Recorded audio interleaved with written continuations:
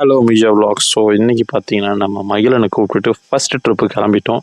So ட்ரிப்புன்னு சொன்னாலே தவிர்க்க முடியாத கோயில் தான். அதனால் இந்த ட்ரிப்பில் 3 கோயிலை ஃபிக்ஸ் பண்ணி வச்சுட்டுக்கிறாங்க. ஏன்னா ஃபேமிலிக்கு முக்கியம் கோயில்.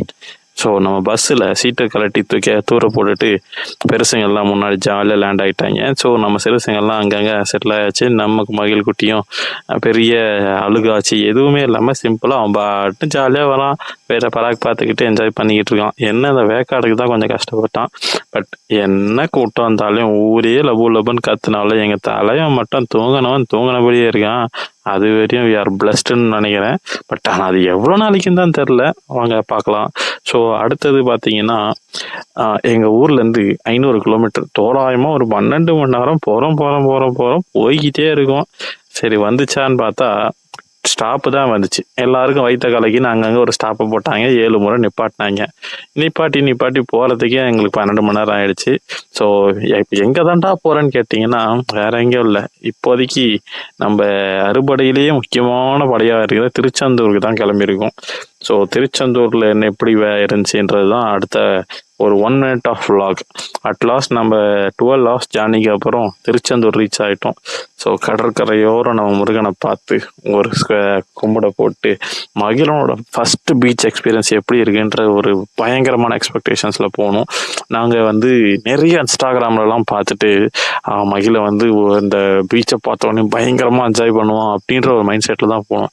ஆனால் அவனுக்கு 5 வயசு தான். 5 வயசுன்ற பேர் 5 மாதம் தான் ஆகுதுன்றதை நாங்கள் மறந்துட்டோம். அவன் ஃபஸ்ட்டு ஒரு 2 இதுக்கு ஜாலியாக தான் இருந்தான். காலை அடிக்கும் போது ஜாலியாக இருந்தான். திரும்ப அது அடிக்குது பாருங்க, பயந்துட்டான். பையன் அழ ஆரம்பிச்சிட்டான். சரி நாங்கள் அதெல்லாம் வீடியோவில் காட்டக்கூடாதுன்னு சொல்லிட்டு அப்படியே என்ஜாய் பண்ணுற மாதிரி சீனை போட்டுட்டு எடுத்துகிட்டு வந்துட்டோம். பட் அவனுக்கு அது ஃபஸ்ட்டு எக்ஸ்பீரியன்ஸ் தான். ஸோ ஃபஸ்ட்டு முருகர் கோயிலை வெற்றிகரமாக கம்ப்ளீட் பண்ணுறோம். இதில் ஒரு சின்ன ஹேக் சொல்கிறேன் பாருங்கள். நீங்கள் கை குழந்தை ஒரு 6 மாதம் இல்லை 1 வயசுக்கு உள்ள ஒரு கை குழந்தை வச்சுருக்கீங்கன்னா திருச்செந்தூர் முருகர் கோயிலில் ஷார்ட் ரூட் இருக்குது. 1 மணி நேரத்தில் உள்ளே போய் பார்த்துட்டு வந்துடுற மாதிரி. ஸோ அந்த ஹேக்கை வச்சு தான் என் துணைவியார் ஜாலியாக மகிழனை கூப்பிட்டு கிளம்பிட்டாங்க. நம்ம கூட்டத்தை தாங்க முடியாமல் வெளியே இருந்து முருகரத்துக்கு ஒரு அரோகரை போட்டுட்டு வெயிட் பண்ணிக்கிட்டு இருந்தோம். ஆல்மோஸ்ட் எங்கள் கூட போனவங்க பார்த்தீங்கன்னா 4.5 மணி நேரம் வந்து நூடுல்ஸ் ஆகி வந்தாங்க. ஸோ ஒரு வழியாக முருகரை தரிசிச்சுட்டு அந்த இடத்துலேருந்து கிளம்புறதுக்கான ஆயத்தமாச்சு. அண்ட் இதில் முக்கியமான பார்த்தீங்கன்னா இந்த யானை தான். இந்த யானையை பார்த்து ரொம்ப வியந்தங்க. இந்த யானை பார்க்க ஒருத்தர் திட்டி விட்டான். அதுக்கு வந்து கோவத்தில் வந்து ஒரு பிரிச்சு பாருங்க, அத்தனை பேரும் சர்க்கூட்டு ஓடினவங்களே. ஸோ அதனால் யாரும் யானைக்கிட்ட வச்சுக்கிறீங்களோ இல்லையோ, அந்த யானை பாகங்கிட்ட வச்சுக்காதீங்க பாஸ், வச்சு செஞ்சிருவாங்க போல்.